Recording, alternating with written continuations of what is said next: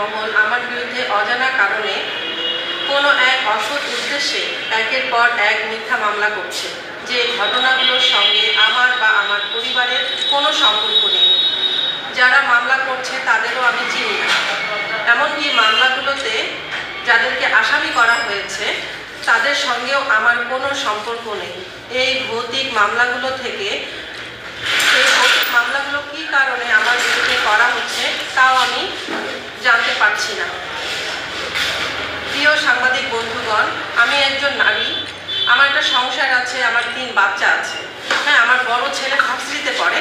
তো সে আমার এই অবস্থায় আমি এখানে বসে আছি, যে আমি এখানে বসে থাকার কথা আসলে না।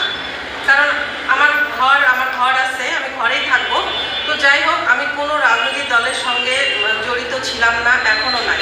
আমার আত্মীয় স্বজন বিএনপির রাজনীতির সঙ্গে সম্পৃক্ত। আমার মামা মরহুম মুকুট চৌধুরী জেলা বিএনপির সাধারণ সম্পাদক ছিলেন। আমার আত্মীয় স্বজনরা যদি বিএনপি করে তার কারণে কিন্তু আমি অপরাধী নই।